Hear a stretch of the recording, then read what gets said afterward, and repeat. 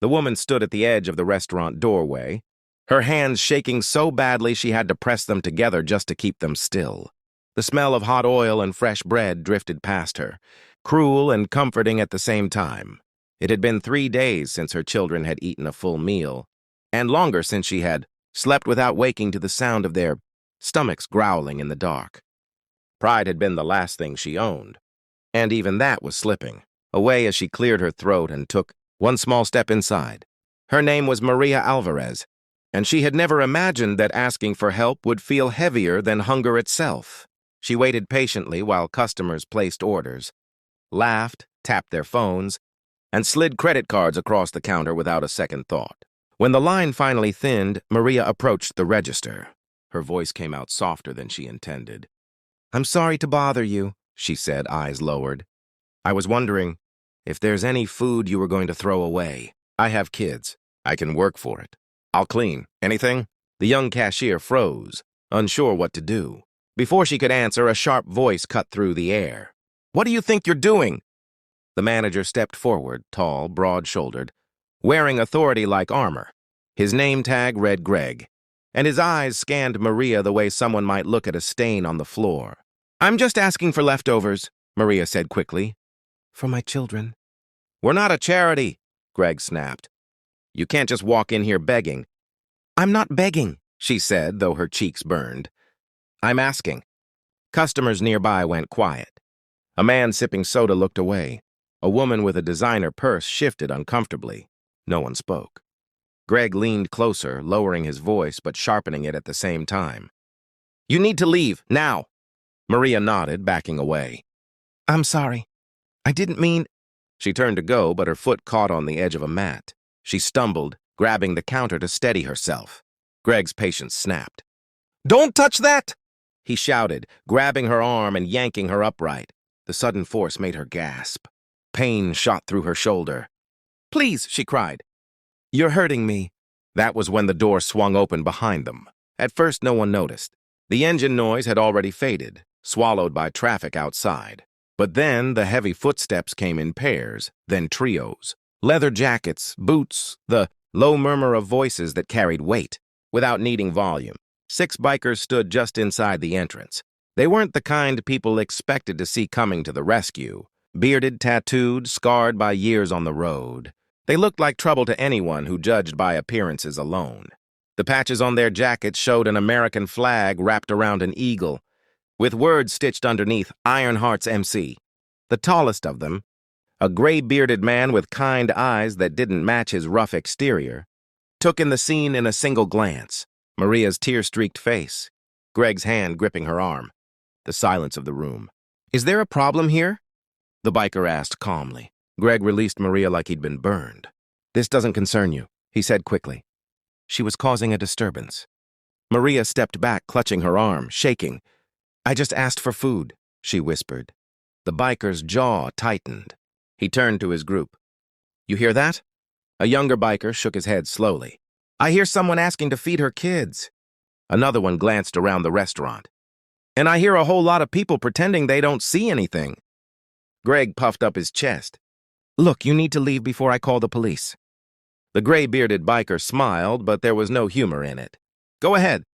We'll wait." The cashier finally found her voice. "Sir," she said to Greg, "she didn't do anything wrong." Greg spun on her. "Stay out of this." "No," the biker said firmly. "You stay right where you are." Customers began to murmur. Phones came out. Someone whispered, "Those bikers are always doing charity rides," another said. "I saw them helping after the floods last year." Maria felt dizzy, overwhelmed by the attention. The fear, the sudden shift in power. She just wanted to disappear. The biker knelt slightly so he was at eye level with her. "Ma'am, are you okay?" She nodded, though tears spilled freely now. "I didn't want trouble." "You didn't cause any," he said gently. "You did what a mother does." He stood and turned to Greg. "You put your hands on her." "She trespassed," Greg said. "Company policy." "Policy doesn't give you the right to hurt someone," the biker replied. "Especially someone asking for help." Greg scoffed. "What are you going to do? Intimidate me?" The biker shook his head. "No. I'm going to remind you that this is America and kindness still matters. He reached into his pocket and pulled out a folded wad of cash, placing it on the counter. Another biker followed suit, then another. Bills piled up quickly. "We'll buy meals," the gray-bearded man said. "Enough for her family, and everyone behind her in line." The room went completely silent. "That's not necessary," Maria said, panicked. "I can't—" "Yes, it is," he said softly. "Because no one should be punished for being hungry." Greg stared at the money, his face flushing red. "You can't just—" "I think we can," said the biker. "And I think you're going to apologize." Greg laughed nervously. "You're kidding." The biker leaned in, his voice low but steady. "You grabbed a mother in front of witnesses, cameras, phones. You want this to go viral?" Greg swallowed hard. "I'm waiting," the biker said. After a long, painful pause, Greg turned to Maria. His voice came out stiff. "I'm sorry." It wasn't sincere. It wasn't kind. But it was enough. The biker nodded. "Now step away." Greg did. The cashier rang up the orders with shaking hands. Bags of food filled the counter. Burgers, chicken, fries, milk, fruit cups. Way more than Maria had imagined. As the bikers helped carry the bags, one of the customers finally spoke up. "I'll cover her groceries tomorrow," a woman said. "If she needs more." "I can help too," said another. "My church runs a pantry." Maria broke down completely then, sinking to a chair as years of holding it together cracked open. The bikers didn't rush her. They stood like a quiet wall around her, giving her space and safety. Outside, the sun was beginning to set, painting the parking lot in warm gold. The bikers walked Maria to the bus stop, carrying the food like it weighed nothing at all. "Where are you headed?" the gray-bearded biker asked. "A shelter," she said. "For now." He nodded. "We support one not far from here. Good people. Safe place." He handed her a card with a phone number. "If you need anything, you call." She looked at him, really looked, seeing past the leather and metal to the humanity underneath. "Why did you help me?" He shrugged. "Because someone once helped me when I didn't deserve it." The bus arrived with a hiss of air. As Maria stepped on, she turned back. "Thank you," she said. "My kids will remember this." "So will we," he replied. The bus pulled away. The bikers mounted their motorcycles, engines rumbling like a heartbeat. To anyone watching, they looked like they always had, loud, rough, intimidating. But Maria knew better. Weeks later, the story spread online. Not because of anger, but because of compassion.